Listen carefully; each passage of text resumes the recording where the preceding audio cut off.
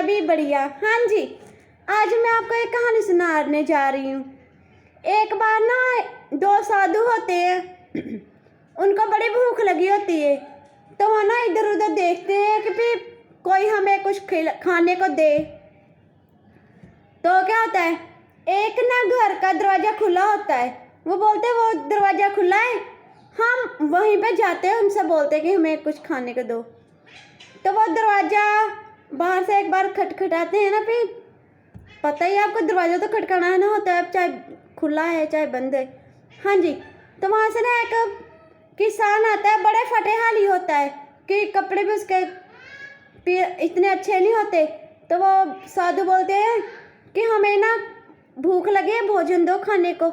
तो वो ना साधु को दोनों साधुओं को भोजन कराता है। तो क्या होता है, जब वो भोजन कराता है, बातों बातों में बोलता है, साधु बोलते हैं ये जो ज़मीन है बंजर, ये किसकी है? वो बोलता है मेरी है। कह रहे अगर ये बंजर ज़मीन अपनी मतलब इस पर कोई फल कुछ उगाओ तो आपका फ़ायदा बड़ा होगा। तो कह रहा नहीं नहीं, मेरे को कोई ज़रूरत नहीं इसकी। कह रहा क्यों, तुम्हारे घर का खर्चा कैसे होता है? वो बोलता है मेरे घर का खर्चा, मेरे यहाँ पे ना एक भैंस है, वो काफ़ी दूध देती है, मैं दूध बेचकर गुजारा कर लेता हूँ, तो बस सही चल रहा है अपना। तो वो साधु ना क्या सोचता है कि आज रात इसके पास रह लेता हूँ। वो बोला है, साधु बोला कि अगर आपको कोई आपत्ति नहीं है तो मैं आज रात यहाँ पे रह सकते हैं हम दोनों। वो बोला हाँ जी रह लो, कोई बात नहीं, मैं अकेला ही हूँ। तो वो रात को साधु उसके घर में रहते हैं। तो थोड़ी सी 12 डेढ़ 2 पीतने का टाइम होगा, तो वो साधु अपने चेले को उठाता है और बोलता है चेले चल जाते हैं हम अब। वो बोला इतनी रात को हम कहाँ जाएंगे? वो बोला चुप कर, रात को ही जाना है तो इसकी जो भैंस है ना, ये भी साथ लेके जानी है। वो जो चेला था उसके दिमाग में बात आई कि इसने हमको भोजन दिया है, इस लड़के ने, किसान ने भोजन दिया है, खाने को और रहने को छत दी है भी एक रात के लिए। पर यह क्या बात है, साधु उसकी भैंस खोल के लेके जा रहा है। पर वो अपने गुरु को कुछ बोल भी नहीं था सकता, जैसा गुरु ने बोला वो वैसा करने लग गया। गांव वो जो भैंस थी वो ले गया गांव से कहीं दूर। तो क्या हुआ, कुछ समय डालकर, कुछ समय निकालकर, 2-3 साल निकालकर वो साधु का चेला दोबारा उसके पास आया। वो है किसान जो था। अब क्या देखता है, जो बंजर जमीन थी ना उसमें फल लगे हुए थे, कई कुछ लगा हुआ था, फल लगे थे, सब्जियां लगी थी। वो हैरान हो गया, कह रहा इतना अच्छा, यहाँ पे इतना अच्छा कैसे हो गया? फिर वो क्या बोलता है, फिर वो ना उसके मालिक को देखता है, वो भी बड़े अच्छे ठाठ बाट से। हैरान हो गया वो तो चेला। वो फिर उसका मालिक को बोलता है कि आपने मेरे को पहचाना? वो सोचने की कोशिश कर रहा था कि मैंने कहीं देखा है, पर उसको याद नहीं था आ रहा कि कहाँ देखा है। फिर उस चेले ने बोला कि हम एक बार आपके घर यहाँ पे एक रात रुके थे, तो मैं अपने गुरु के साथ आया था। वो बोला हाँ हाँ हाँ, मैंने पहचान लिया। पर आप जिस रात रुके, जिस रात गए, तो उसी रात पता है हमारे साथ क्या हुआ? वो चेला बोला क्या हुआ? कह रहा उसी रात किसी ने मेरी भैंस चोरी की और ले गया।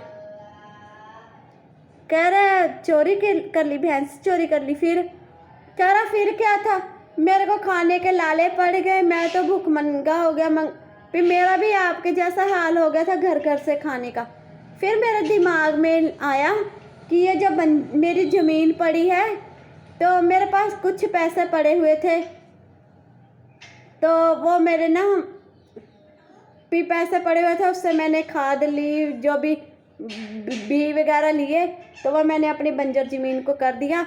अब देखो मैं कितना सेठ की तरह जी रहा हूँ।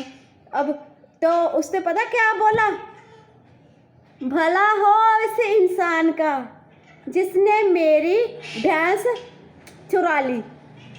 अगर वो इंसान मेरी भैंस ना चुराता, मैंने तो सारी उम्र ऐसे दरिद्रता में निकाल देनी थी। मुझे को तो अपना होश ही नहीं था कि मेरे को तो अपनी काबिलियत का पता नहीं था कि मेरे में इतनी काबिलियत है। मैं तो उस इंसान का रोज़ शुक्रिया अदा करता हूँ जिसने मेरी भैंस चुराई है। वो चेला बोला, आपको एक बात बताऊं? वो बोला, बताओ। वो भैंस हमारे गुरु ने ही चुराई थी, उसका साथी मैं भी था। वो हैरान, आपको क्या जरूरत पड़ गई ये भैंस चुराने की? अगर आप बोलते तो मैं दे ही देता। वो बोला, ये बातें तो मेरे गुरु ही जाने।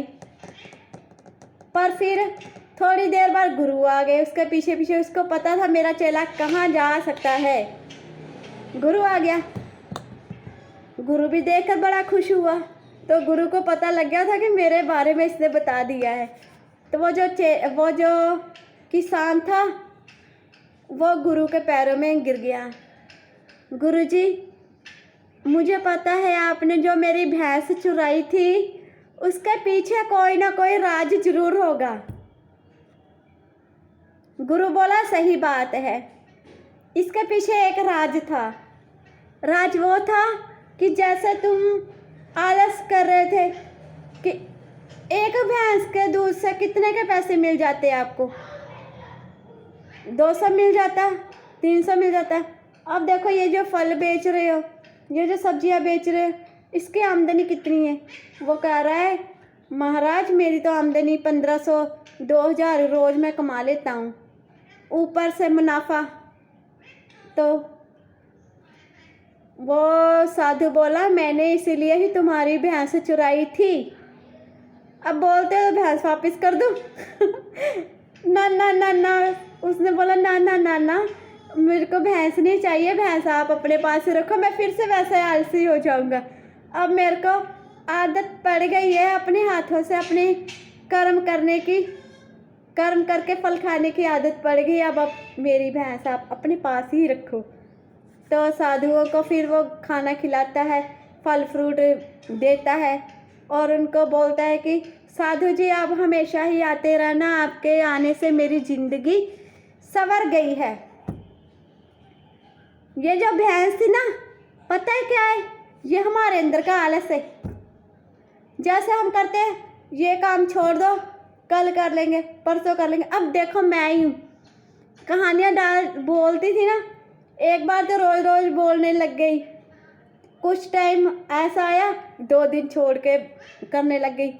और मेरी दीदी ने बोला मेरे को, तू रोज़ कहानी नहीं डालती, तू फिर थोड़ी डांट बूंट पड़ गई मेरे को। तो अब मैं भी सीधी हो गई, उनके डर से मैंने भी रोज़ कहानी डालने लग गई। ये तो आलस होता है, भैंस रूपी आलस जो होता है ना, ये हमें किसी काम का छोड़ता ही नहीं है। तो फिर आलस को छोड़ दो, काम करो, है ना।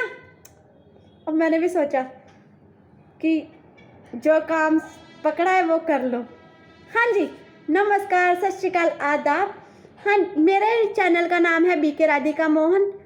तो जिन्होंने मेरे चैनल को सब्सक्राइब किया हुआ उनका बहुत सारा धन्यवाद, और जिन्होंने मेरे चैनल को सब्सक्राइब नहीं किया वो मेरे चैनल को सब्सक्राइब करें ताकि मेरी आने वाली हर वीडियो आप तक आसानी से पहुंचे। और लाइक शेयर कमेंट ज़रूर करें। और लास्ट में मैं क्या बोलती थी, आप सभी अपने परिवार में हंसी खुशी रहे, है ना, खुशनुमा माहौल रखें, तंदुरुस्त रहे और आपके घर में मायाशाएँ आती रहे। और इसी के साथ मैं आज अपनी वीडियो को समाप्त करती हूँ। कल फिर मैं अपनी अगली वीडियो आप तक लेकर आऊँगी। नमस्कार, तब तक के लिए मेरे को आज्ञा दीजिए।